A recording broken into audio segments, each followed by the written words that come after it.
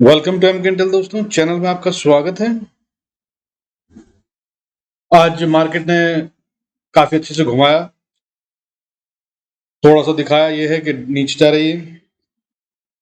हालांकि जो 2 दिन पहले 400 साढ़े 400 पॉइंट की बढ़त आई थी वो अभी भी कायम है। Let me tell you that with that it still shows that के bulls are still active and they are strong. हालांकि बियर्स को मौका मिल रहा है, but at the same time FIIs जो हैं वो सेलिंग अपनी कंट्रोल किए हुए हैं अभी फिलहाल। The day they will do it, ये मार्केट फिर से गिरेगी, क्योंकि ओवरऑल ट्रेंड में बोल रहा हूँ कि बियरिश है, लेकिन अभी बुल्स के कंट्रोल में है, बुल्स स्ट्रांग है और it seems that they are ready to buy अगर कोई बड़ी सेलिंग आती है तो। आइए देख लेते हैं बाकी आगे क्या होता है। आज जो निफ्टी ने करा वो ये कि लगभग 89.55 पॉइंट्स डाउन बंद हुई है, 0.55%, 16,125 पर। कल बंद हुए थे हम 214 पर और आज खुले कितने थे हम 225 पे, लगभग 10 पॉइंट ऊपर। उसके बाद हम ऊपर गए निफ्टी में 48 पॉइंट ऊपर तक, हाई जो मारा है 262 का मारा है, लेकिन वो सस्टेन नहीं हो पाया और उसके बाद नीचे गए। बट मैं कह रहा हूँ कि ये अभी भी बुल्स एक्टिव है। क्यों? क्योंकि हमारा जो लो है वो काफी डाउन था, 16,078 पर, 16,078। एक बात ये कि वहां से बहुत अच्छी रिकवरी आई, यानी कि 136 पॉइंट डाउन थे जो कि हम 90 पॉइंट्स ऊपर बंद हो रहे हैं। एक बात। दूसरी बात ये कि जो हमारा कल का लो था हमने उसको टेस्ट नहीं करा, उससे ऊपर से ही वापस ले आए हैं। मतलब it was going down, it could have touched that low but it did not. इसका मतलब बायर्स बैठे हैं और यही मैं आपको बता रहा था पहले भी, कल के वीडियो में मैंने कहा था। इसी वजह से मैं स्ट्रेंथ बता रहा हूँ, क्योंकि लोअर लोज नहीं बन रहे हैं, हायर लोज बन रहे हैं। क्योंकि अगर वीक होना है मार्केट को तो वो लोअर लोज बनाती है, फिर रिकवरी लाती है और फिर नीचे जाती है, लेकिन यहाँ पर वो नहीं बन रहा है। हालांकि the gap is so small कि उसको सिग्निफिकेंट ट्रेंड भी नहीं कह सकते हैं, बट अगर मैं ट्रेंड लाइन खींचूं तो वो ऊपर ही की तरफ बनती है। So that's what I am saying कि अभी बुल्स की ताकत दिख रही है, they are still not out of the game. But at the same time bears क्योंकि सेल नहीं कर रहे हैं, दोज आर एफआईआईज का अमाउंट कम है उनका सेल का, जो वो एक दिन किसी दिन 5-7 हजार करोड़ का अगर बेच देते हैं तो फिर we know that market falls. But अगर वो भी होता है तो ये रिकवरी ले आएंगे, that's how it is appearing like. आपको बताऊं, आपको अंदाजा नहीं होगा, मतलब but let me tell you, लगभग 3,10,000 करोड़ का माल अब तक एफआईआईज बेच चुके हैं पिछले 8-9 महीने में, विच इज ह्यूज। और ये पता है कितना पैसा है? 3,10,000 करोड़ इतना पैसा है कि पिछले 10 साल में from all channels which has come to India उससे ज्यादा। मतलब किसी भी कंपनी ने आके हमारे यहाँ एस्टेब्लिशमेंट किया, धंधा चालू किया, द वे कोई भी इन्वेस्टमेंट हुई, उन सब वो जो 10 साल में करीब हुआ है, लगभग पिछले जितना पैसा आया था उससे ज्यादा पिछले 8 महीने में वो निकाल चुके हैं FIs. But at the same time हम फिर भी इतना नहीं गिरे हुए हैं, right? So that's the strength. आइए देख लेते हैं अभी ग्लोबल न्यूज को। चाइना ने अनाउंस किया है आज tax cut and remove the curbs to buy certain PVs and car, private vehicles and cars खरीदने के लिए उन्होंने टैक्स में छूट दी है। इससे चाइना का जो ऑटोमोबाइल मार्केट था, स्टॉक इंडेक्स था, वो आज लगभग 10.5% ऊपर था, which is good sign, great sign. अच्छा, at the same time Tata Motors की जगुआर भी वहां पर एक अच्छी खासी डिमांड है उसकी वहां पर, one of the top cars which has been bought out there till now. तो टाटा मोटर्स में also gain from this news, keep an eye. और फर्दर चाइना अगर ये कर रहा है, बहुत सही कर रहा है। पहले उसने इंटरेस्ट रेट कम किए जबकि सारी दुनिया बढ़ा रही है, फिर बोला कि पैसे डालेंगे अपना रियलिटी सेक्टर को उठाने के लिए, फिर उन्होंने ये अब टैक्स में फिर कट कर दिया है to buy cars and things. So this is a good sign, good moves from China, and this will surely help economy, at least for China. आगे देखते हैं क्या होता है, and hopefully others will also follow. Further, China has said that they'll relax the purchase restriction on automobiles and reduce some passenger car purchase taxes by 60 billion yuan. अभी वो आगे और बोल रहे हैं कि उनके वहां कुछ restrictions हैं, हर कोई कार नहीं खरीद सकता, ठीक है? वहां पे they say that move on cycle. There are some conditions which are applied that अगर ये fulfill करते हैं then only you can have a car, not that any and everybody can go and buy a car on EMI. So that's what they're going to relax the rules and conditions on that. And further, they are saying that car purchase पे जो tax लगते हैं उसमें भी 60 billion yuan dollars का 60 billion yuans का tax reduce करेंगे. That will impact their economy, but they are doing it. Further, another news for India. India dropped to 54th place from 46th on Travel and Tourism Development Index. ये आज इसका data आया था, उसके मुताबिक India जो है ड्रॉप हो गया है, 46th प्लेस से गिरकर 54th प्लेस पे आ गया है. और फर्दर अपना पीयूष गोयल जी ने एक स्टेटमेंट दिया है, उसके मुताबिक they said that we will be down 7 to 8% on wheat harvest this year. इस साल गेहूं की फसल में कमी आएगी 7 से 8%. ये अपने जो पीयूष गोयल जी हैं उन्होंने कहा है at World Economic Forum. Further उन्होंने कहा है कि we plan to have 20% ethanol blending have been advanced by 5 years. मतलब कि जो एथेनॉल ब्लेंडिंग का प्लान था इन पेट्रोल वो 20% का था, जो 5 साल बाद उसको हमने आगे खींच लिया है. And we gonna do that much quicker than that, which means कि जो हमारी dependency and impacts of crude price हैं वो कम हो जाएंगे इंडियन इकोनॉमी पे, which is gonna be a very great sign अगर ऐसा होता है तो. और इसके लिए लगे भी हुए हैं. अभी तक जो चीजें आ रही हैं वो इसमें बता रही हैं कि काफी अच्छे से they are trying to do that. So that is how things are. आइए फर्दर चलते हैं आगे. जो शेयर में पहले एफआईएस का डेटा देख लेते हैं. एफआईएस ने आज 2393 करोड़ का माल बेचा. डीआईएस ने उसके अगेंस्ट में 1948 करोड़ का माल बेचा. इस तरह से जो मे की फिगर है वो 48,447 करोड़ की लगभग हो गई है एफआईआईएस के सेलिंग की, और बाइंग बाय डीआईआईएस की हो गई है 39,602 करोड़. और ईयरली फिगर जो है वो 2,19,000 कैलेंडर जनवरी से लेकर अब तक 2,19,447 करोड़ की सेलिंग बाय एफआईआईएस. एंड डोमेस्टिक वालों की तरफ से बाइंग जो हो गई है वो 1,74,134.18 करोड़ हो गई है. और मैं जो अभी डेटा शुरू में भी बताया वो that is FIIs have withdrawn approximately 3.1 lakh crore in last 8 to 9 months from India, which means that जो लास्ट 10 years में पैसा आया था वो पूरा का पूरा not by FIIs but overall money which came to India in last 10 years or 9 years has been moved out of India now. Further आगे देख लेते हैं अभी मार्केट्स का मूव क्या रहेगा और आज क्या हुआ. आज अप्रॉक्सीमेटली 479 शेयर्स जो हैं वो एडवांस कर रहे थे यानी कि बढ़ रहे थे, और उसके अगेंस्ट में 1470 शेयर्स गिर रहे थे. बढ़ने वाले शेयरों में doctor Reddy 1.69%. These are the shares which impact the market most in terms of amount or the contribution to the valuation of Nifty. Dr. Reddy 1.69%, Kotak Mahindra बड़ा 1.53%, HDFC and HDFC twins HDFC bank and HDFC आज बड़े हैं, बड़े दिन से ये रुके हुए थे और ये एक अच्छी इन्वेस्टमेंट हो सकती है. You can look at it for long term. HDFC आज बड़ा 1.42% एंड HDFC बैंक बड़ा 1.15%. इसने बहुत बड़ा काम करा इन दोनों ने निफ्टी को संभालने में. फर्दर कोरोमंडल 4.46% बढ़ा. ये वो शेयर हैं जो बहुत ज्यादा परसेंटाइल में बढ़े हैं कंपैरेटिवली. 4.46% कोरोमंडल बढ़ा. कोरोमंडल के बाद अशोक लीलैंड 3.98% बढ़ा. अबॉट इंडिया 2.59% बढ़ा. हिंदुस्तान पेट्रोकेमिकल लिमिटेड 1.92% बढ़ा. टीवीएस मोटर्स 1.86, पेज इंडस्ट्री 1.79% बढ़ा. और गिरने वाले शेयरों में थोड़े से अनजान नाम, जिनमें से कुछ को आप जानते हो और कुछ को ना जानते हो क्योंकि ये impacting as well as high value shares हैं. डिवीज लैब 6.6% गिरा है. टेक महिंद्रा 3.90. ग्रासिम इसके रिजल्ट्स आए, काफी शानदार रिजल्ट हैं, प्रॉफिट्स में बहुत अच्छी ग्रोथ हुई, 3.75% बढ़ा है ये आज. हिंडाल्को 2.99% बढ़ा है, गिर गया था थोड़े दिन 2 दिन पहले, कल भी स्टील प्राइसेस में आने वाली गिरावट की वजह से. पीवीआर बढ़ रहा है 6.39. ये मैंने काफी दिन पहले एज अ इन्वेस्टमेंट दे रखा है लॉन्ग टर्म, अगर आपको याद हो तो लॉन्ग टर्म इन्वेस्टर्स इसके अंदर बाय कर सकते हैं. आज इसके अंदर मूव भी आया है बड़ा वाला and I am sure that ये आने वाले टाइम में बढ़ता ही जाएगा. That's how it is because Covid के बाद से अभी तक इट्स दी सिनेमा इंडस्ट्री और the PVRs and cine screens are the ones which are yet to recover. वो अब हो रहे हैं. बलरामपुर चीनी बड़ा आज गिरा आज 5.75%, परसिस्टेंट आज गिरा आज 4.42%, पीरामल गिरा आज 4.1%.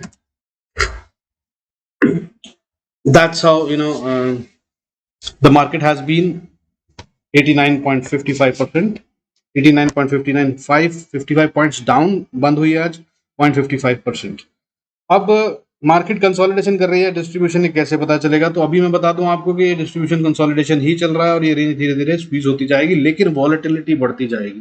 वॉलेटिलिटी इंडेक्स आज जो है वो अपना रेंज से बाहर निकल गया है और अबव 25 जब तक अब ये रहेगा भयंकर मूव्स मिलेंगे. सो दैट्स व्हाई मेरा, अगर आपने हेडिंग देखी हो तो आज के वीडियो की हेडिंग है दैट बाइंग ऑप्शन बायर्स का टाइम आ रहा है एंड सेलर्स बी कॉशियस, क्योंकि सेल करने में दिक्कत होगी, क्योंकि अब दोनों तरफ शायद प्रीमियम ऐड हो सकते हैं. तो जो ऑप्शन बायर थे उनके लिए थोड़ा अच्छा टाइम आ रहा है. They can with if you understand the volatility and charts, with that you can club the buying of the options and can make better money. जैसे कि अभी हम 1000 500 रुपए मुश्किल से बन रहे थे, अभी एक ही ऑप्शन पे 500 की जगह शायद 1000 2000 बनने लग गए. That's how it is. Further आज जो अच्छी खबर है वो ये कि डॉलर इंडेक्स जो है वो थोड़ा कूल डाउन हुआ है, सिग्निफिकेंट फॉल आया कि 109 के नीचे चला गया था और लग रहा है कि और नीचे आएगा, गिर रहा है, काफी सिवियर फॉल था, इसने अपनी एक रेंज को तोड़ा है. So if that happens then economy को या हमारी मार्केट्स को बोले तो बहुत फायदा होगा. और crude also seems to be in area where it is getting dangerous once again. 109 के ऊपर 109.72 109.72 के ऊपर चला गया है और 110 के ऊपर ये खतरनाक हो जाता है, हमारी इकोनॉमी को बड़ा हिट देता है. तो अगर ये 108 के नीचे रहता है तो ये अच्छा है हमारे लिए. अच्छा क्या है मतलब मैनेजेबल है, but above 110 it will be difficult. So that's how it is. So ये मिक्स्ड बैग है अभी. और इन सबको देखते हुए जो रेंज निकल के आ रही है वो मेरे को, जो निफ्टी की रेंज समझ में आ रही है वो 16,000, कल भी मैंने बताई थी 16,000 से या 15,900 से बोले तो 16,400 तक की रेंज बनती है. और दैट्स हाउ इट इज अभी भी. और आज जिसने वहीं पे सपोर्ट लिए 16,100 पे निफ्टी ने, और वहां से वापस रिकवरी कर क्लोज हो गया है 139 पर 125 पर. तो मतलब दैट्स हाउ इट इज कि ये इसको भी ऑनर कर रहा है and that's why I am saying that कि बुल्स अभी कंट्रोल में है. बट किसी भी दिन अगर एफआईआई बड़ी सेलिंग करते हैं तो फिर कॉशियस रहना होगा. इसलिए इन्वेस्टर्स को मैं बोल रहा हूँ कि अभी फिलहाल सेल ऑफ बाइंग अभी मत कीजिए, ठीक है. Further request you to go through the disclaimer before we get on to the share जिनके अंदर हम बाइंग सजेस्ट कर रहे हैं, ठीक है. If need be, to pause the video and go through the disclaimer completely and follow it accordingly. तो जो शेयर्स में लेके आया हूँ वो Kotak bank, Coromandel and Swaraj engineering है. इनको अगर आप देखें तो मैं बाय करने के लिए जैसे कह रहा हूँ प्लीज गौर फरमाइएगा, वैसे ही बाय कीजिएगा, ऐसे नहीं कि सीधा जंप इन, ठीक है. कोटक बैंक जो है अभी 1881 पे 1881 पे, इसको आप बाय करें और होल्ड कर लें अगर, तो इसके जो क्विक टारगेट्स मुझे दिख रहे हैं वो 1888, 1914, 27 एंड 2040 तक ज्यादा दिख रहा है मेरे ख्याल से, अगले महीने के एंड से पहले, या हो सकता है इस एक्सपायरी तक भी चला जाए, क्योंकि ये एक्सपायरी जो है वो वीकली के साथ साथ मंथली एक्सपायरी भी है. तो ये यहाँ पर गेम होता दिख रहा है. और इसके अंदर अगर आप 1881 पे एंटर करते हैं तो छोटा सा स्टॉप लॉस है 1870 का, यानी कि 10 से 11 रुपए का स्टॉप लॉस और लगभग 230-40 रुपए की 50 रुपए की गेम, 250 रुपए प्रॉफिटेबिलिटी एंड 10 रुपए का स्टॉप लॉस. इससे सेफ गेम मिलेगी नहीं, इसलिए मैं ये आपको आज दे रहा हूँ. If you want you can play in that accordingly. However do consult with your financial advisor before taking any decision. Further Coromandel ये मैं एक बाइंग अपॉर्चुनिटी की तरह देख रहा हूँ for investment, small short term as well as long term. अभी ये 974 पे है, लेकिन इसको अभी बाय नहीं करना है. इसको बाय कब करना है? डिप पे. Try and buy it as close as close possible to 920 और 920 के आसपास अगर आप इसको खरीदते हैं तो इसके टारगेट जो क्विक वाले निकलते हैं वो 998 से लेकर 1050 तक के इजी निकलते हैं, और उसके बाद भी ये बढ़ सकता है डिपेंडिंग हाउ मार्केट मूव्स. और अगर मार्केट अगर सच में ऊपर की तरफ जाने लगती है तो जिस तरह का पैटर्न इसमें बना हुआ है ये एक अच्छा बड़ा मूव 300-400 रुपए का और ऊपर दे सकता है. बट अभी के लिए जो मैं टारगेट्स और बाइंग लेवल दे रहा हूँ वो दे रहा हूँ 920 के आसपास बाय करिए, जितना क्लोज टू 920 हो सके आप 930-40 पे बाइंग करना शुरू कर सकते हैं और 920 तक बाय करके ऐड कर सकते हैं. और इसका स्टॉप लॉस 898 का रहेगा, यानी कि लगभग 20-22 रुपए का स्टॉप लॉस, और टारगेट जो है वो करीब करीब 100 से 200 रुपए के. तो आप इसको देख सकते हैं। फर्दर एक इन्वेस्टमेंट कॉल है जो कि मैं कह रहा हूं कि इसको बाय कर लीजिएगा और इसको होल्ड कीजिएगा लॉन्ग टर्म के लिए। बहुत अच्छा पैटर्न बना रहा है और इसको मैं लॉन्ग टर्म के लिए ज़्यादा अच्छे से रिकमेंड करूंगा और इट सीम्स दैट कि ये बहुत अच्छी रिटर्न देगा। अभी इसकी कीमत क्या चल रही है? 1582। इसको बाय करिए और होल्ड करिए फॉर नेक्स्ट मंथ एटलीस्ट, पूरे अगले महीने के लिए। और अगले ही महीने के अंदर by the end of the next month या नेक्स्ट मंथ एक्सपायरी से पहले इट सीम्स कि ये 1607 से 1640, 1685, 1736, 1850 तक भी जा सकता है आसानी से। इसमें इसको दिक्कत नहीं होगी। स्टॉप लॉस क्या रखना है? 1470 का, यानी कि लगभग 90 रुपए का स्टॉप लॉस और 1850 तक के टारगेट, यानी कि लगभग 320 रुपए, 300 से ज्यादा रुपए के टारगेट। और एट द सेम टाइम मैं जब कह रहा हूं कि लॉन्ग टर्म, तो लॉन्ग टर्म के लिए क्या मतलब बनता है इसका कि अगर ये क्लोजिंग दे देता है 1900 के ऊपर, एक दिन भी अगर ये क्लोज हो जाता है और अगले दिन उसको सस्टेन कर लेता है, तो बस ये फिर और ऊपर जा सकता है और बहुत ऊपर जा सकता है। टारगेट जो है ऐसे निकल रहे हैं कि मैं बताऊंगा अभी तो अजीब लगेगा आपको। अभी 1600 का, 1582 का शेयर, ये 2200, 2400, 2800, 2900, 3000 तक जाता हुआ दिख रहा है, मगर दैल टेक टाइम। ठीक है, तो जो अभी जो बता रहा हूँ वो आपको मंथली बता रहा हूँ टारगेट, अगले महीने के लिए या अगले 1.5 महीने के अंदर आप देख सकते हैं छोटे से स्टॉप लॉस के साथ। और अगर आप इसको होल्ड करते हैं तो हो सकता है कि ये बहुत अच्छा रिटर्न दे दे। अगर मार्केट्स को मूव करना है तो these will be one of the first shares who will make a up move. आइए अब देख लेते हैं निफ्टी और बैंक निफ्टी के लेवल्स को और कल के ट्रेडिंग लेवल्स को। I am sure that you have gone through the disclaimer. तो आज जो निफ्टी ने करा, बैंक निफ्टी ने करा, निफ्टी ने करा, वो मैंने बताया कि अभी भी वो बुल स्ट्रेंथ है। क्यों? क्योंकि ये देखिए, ये है कैंडल जो परसों की कैंडल है जिसमें हमने लगभग 450, 450 पॉइंट गेन किए थे। ये अभी भी ब्रीच नहीं हुई है और इसने अभी भी उस दिन का लो टेस्ट नहीं किया है आज भी। हालांकि नीचे गए थे, जो लेवल हमने दिया था 16,100 से 150 का लेवल मैंने दिया था, उसी को ये ब्रीच कर ब्रीच नहीं, उसको टच कर वापस रीगेन कर गया है और क्लोजिंग देते देते तक ये वापस ऊपर आ गया है। हमारे लेवल 16,130-40 का हमने दिया था, उसके ऊपर ही बंद हुआ। तो दैट सेज दैट, और वो भी आखिरी में होना, that's why it says that के as we all say that markets are opened by the amateurs or the retail and closed by the professionals. So professionals ने जो करा है आखिरी के घंटे में, that is kind of a marabuzu candle if you look at it. in Nifty लो था 16,112 का, ओपन था 16,112 का और हाई जो था वो 139 का और क्लोजिंग भी 139 की। यानी कि नीचे जब आखिरी घंटा शुरू हुआ तो वहां से जो बाइंग शुरू हुई है वो खत्म नहीं हुई है। दिस इंडिकेट्स दैट कि कल मार्केट ऊपर हो सकती है। हाउएवर ऐसा भी हो सकता है कि कल गैप डाउन हो जाए और उसके बाद सीधा मार्केट को फिर सारा दिन ऊपर लेके जाए और कल वाली टेस्टिंग हाई को पार करते हुए आगे निकल जाए और ये वाला लेवल शायद टच हो जाए 16,350 का। और उसके बाद क्या होगा वो तो आप जानते ही, मैं अगले लेवल दूंगा। तो आइए देख लेते हैं कि लेवल्स क्या हैं अगर हमें कल ट्रेड करना है। तो जैसा कि मैंने बताया 16,000 पहली जो रेजिस्टेंस बनती है वो 16,140 से 150 बनती है। इसको अगर बैंक निफ्टी पार कर लेता है और ऊपर की तरफ चलता है तो अगली जो रेजिस्टेंस बनती है वो 16,200 के पास बनती है और उसको पार कर लेता है तो 230 के आसपास बनती है। 230 को पार कर लेता है तो 16,260 पे फिर से एक छोटी सी हल्की सी रेजिस्टेंस बनती है और इसको अगर हम पार कर लेते हैं तो जो मैं बता रहा हूं आपको, फिर अगला लेवल टेस्ट होगा वो होगा 16,300 से 350 का। और इसको पार करने में थोड़ी शायद मेहनत करनी लग सकती है और इसके ऊपर एक स्टिफर रेजिस्टेंस है जो कि है 16,400 की, 420 की, 400 420 की। इसको पार करना और भी मुश्किल होगा। इतना बहुत होगा कल के लिए। नीचे के लिए लेवल अगर आते हैं तो, अगर नीचे जाना शुरू करते हैं तो 16,100 का लेवल मैंने बताया था कल भी और आज फिर बता रहा हूँ, दैट बी अ सपोर्ट। वहां पे बाउंस कर लेना चाहिए। Nifty should not close below that. और अगर उसके नीचे जाने की कोशिश करता है तो एक छोटी सी सपोर्ट फिर से 16,070 पे बन गई है। अब कह सकते हैं कि इसको वहां से बाउंस लेने का मौका हो सकता है कि आ जाए। और अगर यहाँ सपोर्ट नहीं लेता है तो फिर से एक छोटी सपोर्ट बनती है 16,000 पे, सॉरी। और अगर 16,000 को तोड़ता है तो अगला लेवल 15,970 का बनता है। और इसको भी अगर ब्रीच कर दे 16,950-70 के बीच में इसको बाउंस कर लेना चाहिए।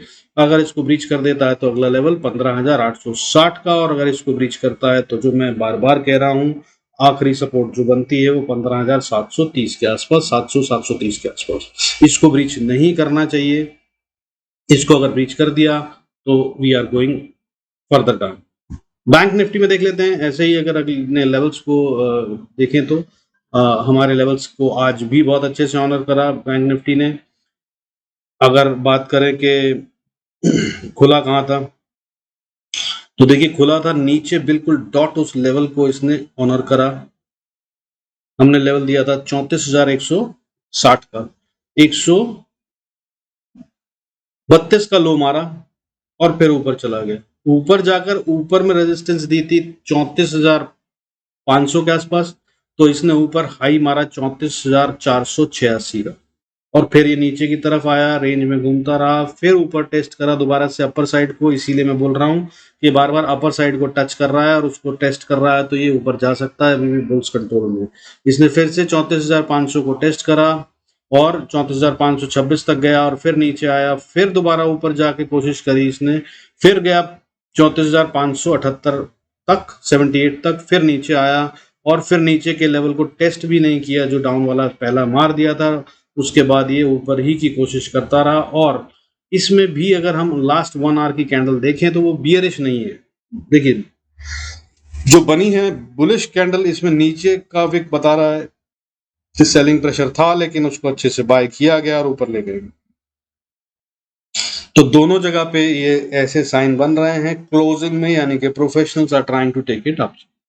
सो चांसेस आर कि अभी हम थोड़ा ऊपर जाएं, लेकिन अभी भी ओवरऑल ट्रेंड के बारे में मैं कह रहा हूं कि इसे बुलिश मत मानिएगा। Investors please hold your buyings. जो शेयर मैंने बताए हैं अगर आप उनको उसके साथ में बाय करते हैं तो make sure that you follow the stop losses. ये लेवल देख लेते हैं। अगर ऊपर की तरफ जाते हैं तो हमारा पहला रेजिस्टेंस जो होगा वो 34,400 के ऊपर आ जाता है। 34,400 will be a task for bank Nifty to cross. इसको अगर पार कर लेता है तो फिर 34,500, 495 इस पे रेजिस्टेंस ले सकता है। और उसके बाद जो मैं एक लेवल कई दिन से बता रहा हूँ और 2 बार टेस्ट हो चुका है, दैट इज 34,720 से 50 का लेवल, 700 से 800 ही मानिए, इनफैक्ट 800 का लेवल। इसको इसे क्रॉस करने में थोड़ी दिक्कत हो सकती है, और अगर इसको क्रॉस करता है तो फिर ये गैप फिल करने की कोशिश करेगा ऊपर वाला। Next level would be 34,160-70। 150 के बाद आप देख सकते हैं कि यहाँ से बाउंस मतलब रिट्रेसमेंट हो सकती है वापस, तो यहाँ तक तो ही जाएगा। फिर 35,150 को अगर पार कर लेता है तो नेक्स्ट रेजिस्टेंस वुड बी 35,250, और उसको पार कर ले तो अगली resistance 35,440, and that will be a difficult task for bank Nifty to cross. इसको अगर क्रॉस कर लेता है तो फिर हम थोड़े बुलिश मान सकते हैं अपने आप को। अब नीचे की तरफ देख लेते हैं। अगर नीचे जाता है तो 34,230 के आसपास इसकी एक पहली सपोर्ट बनती है, नीचे की तरफ आता है तो। और अगर इसको क्रॉस कर देता है तो 34,160, और 34,160 को क्रॉस कर देता है तो 34,000 के नीचे अगली सपोर्ट बनती है 33,850। 33,850 को अगर क्रॉस करता है तो 33,700 भी एक बहुत छोटी सी सपोर्ट बनती है हालांकि, लेकिन इस पे ट्रेड नहीं लीजिएगा उम्मीद करके कि यहाँ से बाउंस करेगा। लेकिन अगर बाउंस कर ले और कंफर्मेशन कैंडल आ जाए तो आप इसमें ट्रेड कर सकते हैं।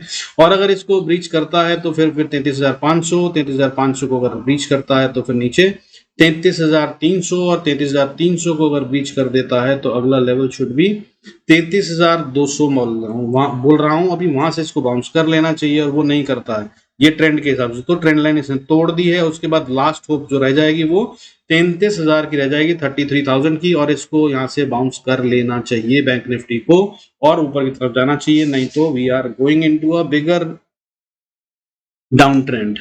हाउएवर परसों एक्सपायरी है और मुझे 2 दिन से जिस तरह की कंसोलिडेशन हो रही है ऐसा लग रहा है कि कल भी एक बड़ा दिन हो सकता है। वॉलेटिलिटी इंडेक्स बढ़ा हुआ है, ट्राई एंड प्ले अराउंड, कल अच्छे ट्रेड मिल सकते हैं।